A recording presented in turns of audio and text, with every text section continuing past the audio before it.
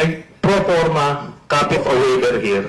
Are you willing to sign it? This question is also addressed to Vice Mayor Paulo Duterte. Kung mali ako rito, then the whole world will laugh at me. Are you willing to sign it? A waiver. Andito.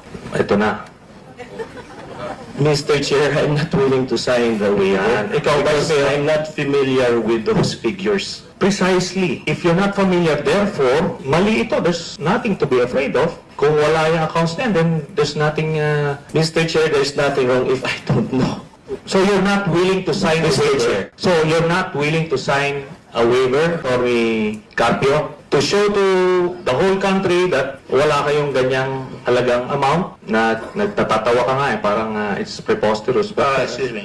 I would again ask the senator to refrain from editorials. Anyway, Okay. we are only going to go for the facts, not the editorials. The answer, Atty. Carpio, you're not willing to sign the waiver. Mr. Chair, I already answered. I'm not willing to sign. Okay. Mr. Chair, thank you very much. Thank you. Now, I would address the same question to Vice Mayor Paulo Duterte. Are you disputing the figures that I... Sir, I'll not sign the waiver. You're not willing to sign a waiver. So you're not disputing it. You're not disputing... I'm disputing it. I'll You're not disputing sign it. the waiver. But you're not willing to sign the waiver kasi baka mas malaki pa ang lumabas. Ganun ba? Again, Anyway, editorial.